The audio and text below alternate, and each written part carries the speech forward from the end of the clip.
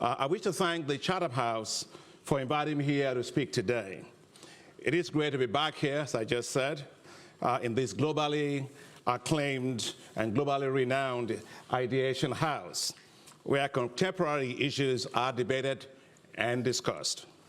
Ladies and gentlemen, my last time here was when I was campaigning for the presidency of the African Development Bank Group in 2015. A lot has happened since then.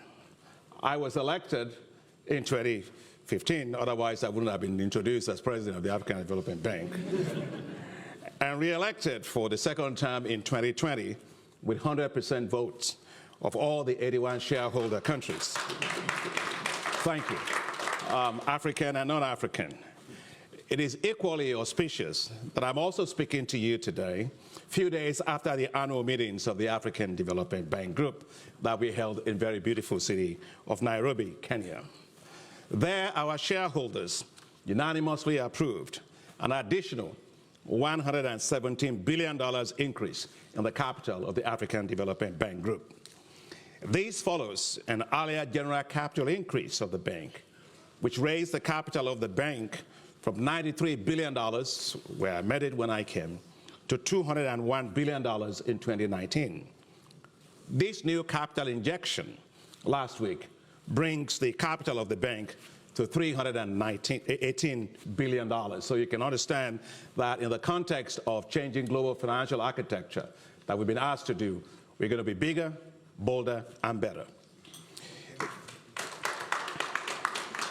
The historic increase in the financial capacity shows the confidence of our shareholders in African Development Bank's vision for Africa and our resolve and commitment to accelerate its growth and development, I must add, relentlessly. They did so because our high fives, which are the priorities of the bank, to light up and power Africa. You all know about that, I guess, to feed Africa, to integrate Africa, to industrialize Africa, and to improve the quality of life of the people of Africa. That's what we call the high fives at the African Development Bank. They have impacted on over 400 million people in the last 8 years. This newly injected capital will allow us to do more. It is therefore with great excitement of the wind in the sails of the African Development Bank that I am delighted to speak to you today on envisioning Africa's economic prospects. Ladies and gentlemen, the New York Times recently had as its headlines, "The future is African." I agree, of course, with the New York Times. Africa can no longer be ignored. I fully expect Africa to be the pivotal continent in the world, given its economic prospects. First, Africa's population is projected to reach 2.5 billion by 2050. And by then, 1 in every 4 persons on Earth will be African. With rising middle class and projected consumer and, of course, business expenditures projected to reach over $7 trillion, this is a formidable market of the future you cannot ignore. Second, with its burgeoning youth population of almost 1 billion people under the age of 35, Africa will boom with talented skills and form the workforce of the world. Third, with 65% of the uncultivated arable land left to feed 9.5 billion people in the world, it's not in Asia, it's not Latin America, it's not in Europe, it's not in China, it's in Africa. So what Africa does with agriculture is going to absolutely determine the future of food in the world. Fourth, the future of energy transition for a world powered largely with renewable energy will actually depend on Africa, because Africa has the largest solar potential in the world, which of course will be critical for developing green hydrogen and green ammonia that will power economies of the world towards net zero emissions. Africa also has the largest deposits of green metals, minerals, from platinum to copper, nickel, manganese, chromium, graphite, and lithium, which of course are all critical for manufacturing of solar panels, battery energy storage systems, and electric vehicles. And the value of those electric vehicles by 2025 will be $7 trillion. By 2050, it will be worth $57 trillion. Fifth, the African Continental Free Trade Area, which of course brings together all 54 African countries, with an estimated GDP of $3.4 trillion, is on its way to becoming, actually, the largest free trade zone in the world in terms of number of participating countries. Therefore, ladies and gentlemen, economic trends, growth and development of Africa are central as we look to a world where the continent will play a very significant role. Ladies and gentlemen, despite challenges of COVID-19 pandemic, geopolitical risks, high food and energy prices, and the rising global interest rates, African countries are showing economic resilience. Africa's real GDP growth rate increased from 3.1% in 2022 to 3.7% in 2023 and to 4.3% projected for 2025, according to a report of the African Economic Outlook that we released last week at our annual meetings of the African Development Bank.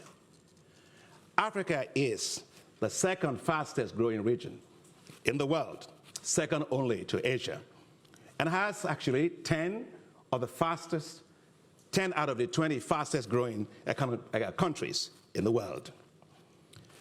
As Africa's economic resilience is bolstered, unlocking its economic prospects that we're talking about requires ensuring structural change of its economies, raising the productivity of agriculture, so we're always back to agriculture, provision of electricity, accelerating infrastructure investments, and supporting fast-paced digitalization, unleashing economic and job opportunities for women and youth, and driving industrialization through greater mobilization of the private sector. Assuring food security in Africa is top on the agenda for the African Development Bank. Of course, as you know, I'm an agricultural economist and the first one ever to have come from an agricultural background to lead a global multilateral development bank. So, you know, agriculture is it at the front of the agenda. It's in my genes. Over the past 8 years, we have provided close to $10 billion in support of our flagship initiatives in agriculture. One of our top flagship initiatives is called Technologies for African Agricultural Transformation. In other words, it's called TAAT. It has delivered climate-smart agricultural technologies for over 13 million farmers. And one of the ones is in Ethiopia. And when I spoke with Prime Minister of Ethiopia, Abiy at the time, I told them that we got the technologies that can allow Ethiopia to become entirely self-sufficient in wheat. And it's called heat-tolerant wheat varieties. We gave it to them, 65,000 metric tons we gave to them. Now, if you want to understand what 65,000 metric tons is, think of an A380 aircraft. In terms of the passengers you have, in terms of the cargo load you have on the fuel, that's essentially 94.3 tons, that's it. So when I say 65,000 metric tons of seed, think of that as like having 665 A380 aircraft, Airbuses on a landing strip. That's how much, that's in terms of volume of seed. They started and they grew it on 5,000 hectares in 2018. Last year, they grew it on 2.2 million hectares. In less than 4 years, Ethiopia became 100% self-sufficient in wheat. That's a record. And so if you can do that in Ethiopia, there's no doubt in my mind that we can do it absolutely everywhere. The African Development Bank is also developing what I call special agro-industrial processing zones. We're doing those in 11 countries to support agro-industrialization and value addition and the development of agricultural value chains. You see, the size of the food and agricultural market in Africa is going to reach $1 trillion by 2030. And Africa cannot and should not continue to export primary commodities. The door to poverty is the export of primary commodities. The highway to wealth is value addition. And therefore, whether it's cocoa, whether it's coffee, whether it's tea, whatever it is that we have, We've got to not be at the bottom of that value chain. We must be at the top of that value chain. And that is why, without consolidated infrastructure that will drive structural transformation of agriculture, that's not going to happen. That's why we are investing heavily in these special agro-industrial processing zones to unlock that value for us. And of course, unlocking Africa's renewable energy resources and assuring energy supply, access, and security is fundamental for Africa's economic prosperity. As I speak to you today, still close to 600 million Africans don't have access to electricity. But that's good news because we kept working at it. Since I was elected president, I put electricity front and center of everything we're going to do. Because you cannot industrialize in the dark. You cannot be competitive in the dark. You cannot be a global powerhouse if you don't have electricity. And so we launched what's called the New Deal on Energy in 2016. Much progress has been made. The percentage of the population that have access to electricity used to be 32% when we started. Now it's 57%. Significant progress has been made. But we need to turn the power of the light. God loves Africa so much. We got so much sunshine. In fact, when I came here, I was just coming from Goldman Sachs, and they were telling me that I brought a lot of sunshine. And I said, well, look, we can turn electricity, and sunlight, into a tradable commodity and sell it literally around the world. To do that, if you look at the Sahel has the highest solar irradiation in the world. And yet, it doesn't have electricity. It doesn't make any sense. And therefore, at the African Development Bank, we launched a big program, a $20 billion program that's called Desert to Power. That Desert to Power is to take the entire 11 countries that share the Sahelian zone all across Africa and produce and develop 10,000 megawatts of solar power energy systems that will provide electricity for 250 million people.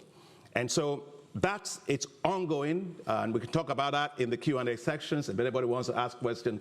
It's not something we're planning to do. It's something that we have started. And when it is done, it will be the largest solar zone in the entire world. Now, during the spring meetings of the World Bank earlier this year, my dear friend and colleague Ajay Banga, president of the World Bank Group, and I launched a bold effort to connect 300 million Africans to electricity by 2030, jointly between the World Bank and the African Development Bank. In fact, this came out because when Ajay was running for president of the bank, he came to see me. He said, look, Akin, you're the first person I came to see in the world. I left Washington as soon as I was elected, and I came straight to see you. And he asked me, what do you have in mind? I said, look, only 3 things. I'm not going to ask you for more than 3 things. First, you work together with us to make sure Africa has 100% electricity.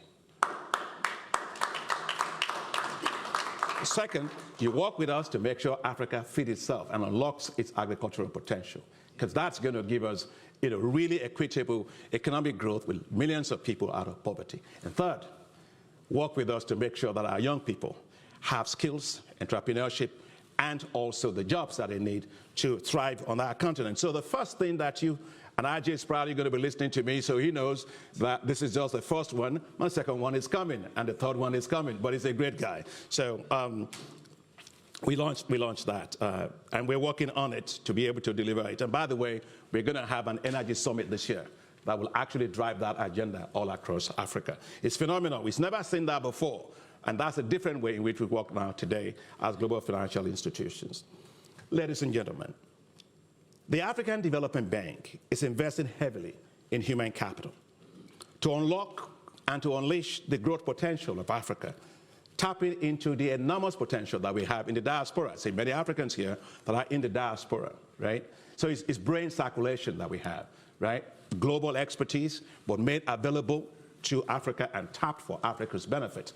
And we are working today supporting universities of science and technology, expanding training in science, in technology, in engineering, in mathematics, and centers of excellence in biotechnology, in material sciences, in artificial intelligence, as well as technical and vocational training that will spur knowledge-based economies from Africa. We have actually committed $700 million to education and skills development, which has supported over 4,000 tertiary education and training centers, provided 1.7 million African youth with access to education in science, in technologies, in engineering, and of course in mathematics, which are fundamental to driving a global knowledge economy. The African Development Bank is supporting what we call coding for employment programs. The future of the world is about coding. That's the new currency in the world.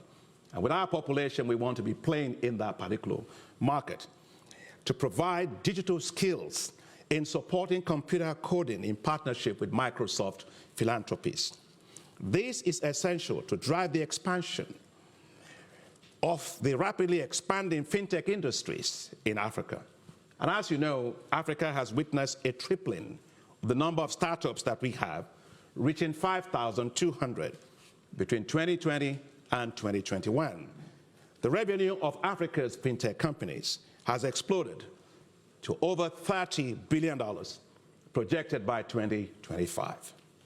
Now that trend, in terms of the size of the digital economy, was estimated by Google and also by IFC, the International Finance Corporation, to reach $180 billion by 2025, just next year. And by 2050, it will reach $712 billion.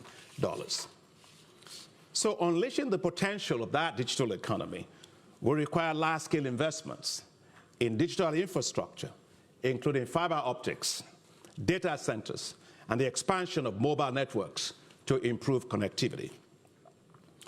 Now, when I was elected president of the bank, one of the first places I went to was a place in Senegal called the Gorée Island. I wanted to feel that to be a moral compass for me as I started my summit. I went over there, and of course, for those of you that probably have gone to Gorée Island, you go right through it, and there's a door that they say is a door of no return.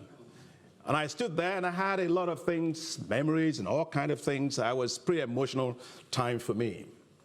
And as I stood there, I saw in my vision that this is why the best and the brightest and the strongest of Africa were.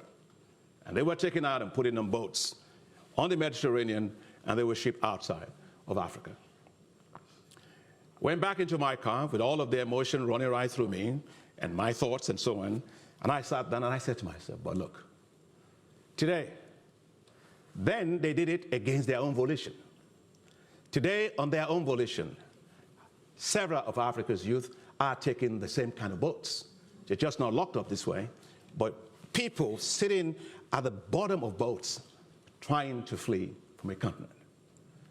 So I knew that a big agenda for us has to be how to tap and unleash the potential of our youth. It's all about pride. I was with Prime Minister Meloni of Italy at the Italy-Africa Summit, and she's good, she's doing a great job, and we had a great conversation. And I said, well, look, the issue of dealing with Africa's youth migration, the future of Africa's youth is not in London. It's not in America. It's not in Asia. It's not in Latin America. It's not in any parts of the world. It is in Africa, growing well, with quality growth, paying attention to inequality, and paying attention to turn its demographic asset into an economic dividend. The young people of Africa are the best assets we have, but we have to put our money to back them up, to take on the world, and they can do that. And that's why the African Development Bank, when I got in there, I said, look, we're going to create what we call new financial institutions around our young people. And we are doing that today because we are rolling out what's called Youth Entrepreneurship Investment Banks. They are new financial institutions whose whole focus, take the skills, take the entrepreneurship, take the brain power of our young people, help them to turn into great businesses, and put the wind of financial capital behind them. They are not different from anybody around the world. Take a risk for them. And so we got 2 of those already approved by our board, and several of them are on the way. We had for Liberia $16 million, Ethiopia $32 million, with several more, as I said, in the pipeline. And Vice President Solomon Quenyo is right here, and he's my Vice President in charge of that operation. We are also focusing on women. Women run Africa, actually, let me tell you that. And that's not just a cliche. I'll tell you, when I was chief economist for the West Africa Rice Development Association in the 1990s, I traveled to Nigeria. When I got to Nigeria, I was flying back to Abidjan. And I got in those days into one aircraft. They used to call them Air Afrique. You remember? We used to have an aircraft called Air Afrique. And as I got in there, I saw so many women carrying baskets on their head with a lot of clothing, all kind of wrappers and stuff in it. And I had just a small computer with me. And a compact, you know, remember those compacts that's like a suitcase, like you grab them like that. And I was looking for where to find a space to put it. And the hostess looked at me after I was struggling and said, "Can I help you, sir?" I said, "Yes, I'm looking for a place because all these market women are taking over all the space with baskets and all of that." And she said, "How many times do you fly this aircraft?" I said, "It depends on how my job takes me." She said, "You know, these women, they may look not like they don't have a lot of money, but they own this aircraft." "Oh, really?" "Yes." Well, you know, I traveled all the way from Korea for this, so you're going to have to give me time. You know, and they took it, my thing, she said, "I'll put it up for you in the, up there, make way for the women." And I never forgot that. And so at the African Development Bank, we have what we call AFAWA, Affirmative Finance Action for Women, to mobilize $5 billion of financing in support of women businesses in Africa. And we are making headways with it. Already, we are working with 169 financial institutions in 43 countries. We've approved $1.7 billion of financing for more than 18,300 businesses of women. As I said, we are well on our target to raising the $5 billion. Ladies and gentlemen, let me also now talk about improving regional integration. To assure the success of the Africa Continental Free Trade Area, we provided more than $50 billion in support of infrastructure in the last 8 years. That includes infrastructure for ports, for rails, for digital infrastructure, for water, for sanitation and digital infrastructure. We also launched a new effort called Alliance for Green Infrastructure in Africa, which is to mobilize $10 billion to build green infrastructure all across Africa, because we're just getting most of our infrastructure done, and we want it to be green. And Minister Amadou Hott, former Minister of Economy of Senegal, is my special envoy doing that. We are mobilizing private sector investments in Africa. We supported a $24 billion LNG project in Mozambique, which will provide $66 billion of revenue for Mozambique and make it the third largest exporter of LNG in the world. We've supported Aliko Dangote's refinery, $19.5 billion refinery, which is the largest single-train refinery in the world, and also ammonia plant. OCP in Morocco, it's the largest phosphate company in the world, and we are also supporting that. But as we do all that, ladies and gentlemen, we realize that for private sector investment, the key is risk, especially market risk, counterparty risk, exchange risks, and political risk. To mitigate this, we are deploying a whole series of instruments, from partial credit guarantees to partial risk guarantees, to support them. And just a few cases, we did this already in Benin, where we did $195 million of partial credit guarantees to help them raise $350 million from international banks and institutional investors. And two critical things: it lengthened the maturity of their issues, and it also reduced the interest rate by more than 290 basis points below what they would have actually gotten if they actually went on their own. We've done the same also for Egypt, to allow them to raise a $500 million Panda bond, the first ever by an African sovereign on the China capital markets, which won one of the deals of the year.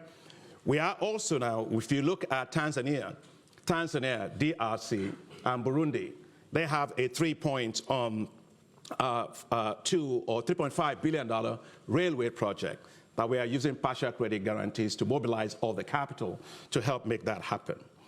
But as we talk about that, you know the issue is exchange risk.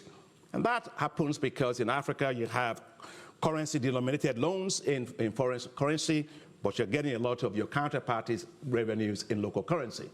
And therefore, we are deploying a whole slew of instruments to deal with that local currency products. And that includes local currency loans, the use of private sector FX hedging institutions, such as TCX, for example.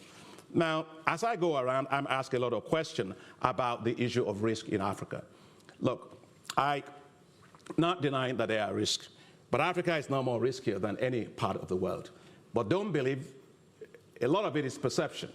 Well, perception is not reality, and I'll tell you why. You know, Moody's Analytics did an assessment, 14-year assessment of the cumulative losses on infrastructure around the world. Guess what they found? They found that losses in Africa was 1.9%. In North America, it was 6.6%. In Latin America, it was 10%. In Eastern Europe, it was over 12%. In Western Asia, 4.6%. Now you tell me. Perception is not reality. And that's why we are working today, and I understand there are risks, so don't get me wrong, but I'm just saying we are now more riskier than any other part of the world. And that's why I'm glad to be in UK today. You know, your minister, Minister Mitchell, is a fantastic minister for you at FCDO. We've got $2 billion guaranteed from the FCDO to free up $2 billion for climate finance. We've got another $1 billion freed up by guarantee from the FCDO to allow us to put $1 billion in supporting South Africa's just energy transition. And for those of you that have been to the Africa Investment Forum, which we brought together investors to Africa, in the last 5 years that we've done it, we've mobilized well over $180 billion of investment interest to Africa. Does that sound to you like a continent that doesn't have a lot of opportunities? No. It tells you the opportunities are limitless. We just have to manage the risk. When I go around, people say, well, Africa has risk. I say, my job is not to market Africa's risks or Africa's challenges. My job is to market Africa's opportunities and manage its risks. It's a risk-return world, and Africa is no different. Now, let me say that as we look at the economic prospects, they are strong. But as I close, I want to say they will require overcoming some significant headwinds. One of it is climate change. Climate change is buffeting Africa. We lose $7 to $50 billion a year from climate change. That will rise to roughly $50 billion by 2030. But we get only 3% in terms of climate finance. We get $30 billion. The need is $277 billion. But we at the bank, we are doing more about that for ourselves. When I was elected president, we put in 9% of all of our financing into climate. Today, we are putting 55% of all our financing into climate. And we also have launched what is called the Africa Adaptation Acceleration Program, or AAAP. It's the largest adaptation program in the world. It's $25 billion for the Global Center on Adaptation. The second headwind is debt. We have, of course, 22 countries at high risk of debt distress.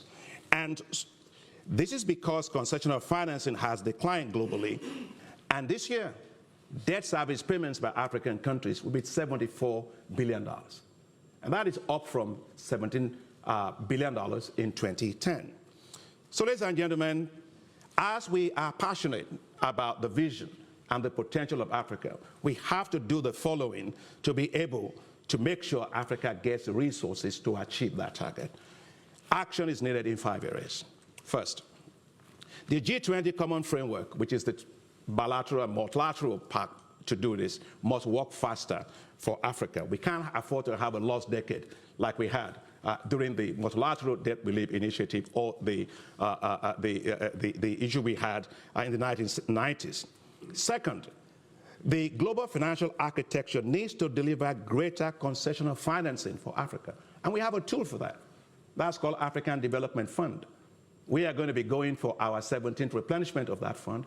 IDA of the World Bank is on its 24th replenishment of that. We want to make sure that we get more of concessional financing, so countries are not going to the capital markets at very high rate, commercial rate to do development. You can't do development at commercial rate. Third, we have to make sure that the global financing system delivers more for Africa and avoid economic divergences that are coming about because of slow economic recovery of Africa from COVID. COVID went away, yes. People have long COVID, but we had long fiscal COVID in Africa today. And therefore, if you take a look at how much capital financing was given to deal with COVID by developed countries, $19 trillion it was. 19% of the global GDP.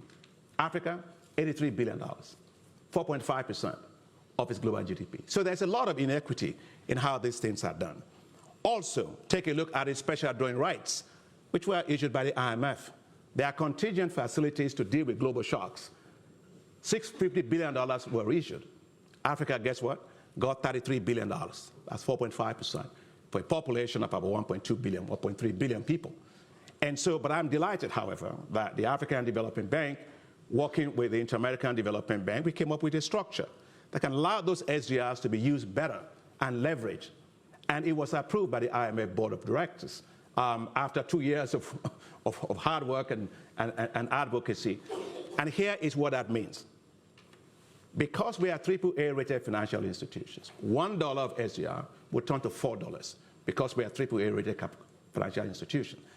So when IMF approved it for $20 billion up to for hybrid capital, that means that we can leverage that to deliver $80 billion of financing all across African countries and other regions. I also want to say, finally, that it has to do with how African sovereigns and non-sovereign are rated. We are not rated fairly.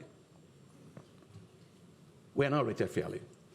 If Africa's ratings are actually done fairly, the United Nations Development Program says that Africa would save $75 billion a year in interest service payments. So, and that's why, for us, we take this issue very seriously, and we are working with Africa to set up an Africa credit rating agency. It's not to replace global rating agencies. No, don't get me wrong.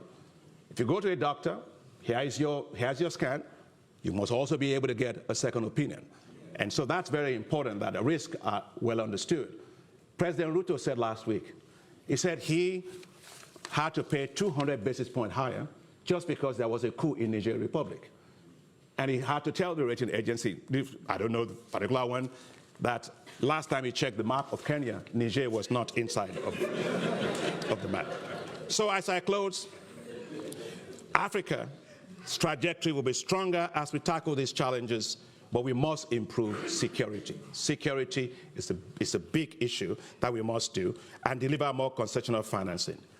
At the end of the day, what will make the most difference is mobilization of domestic resources.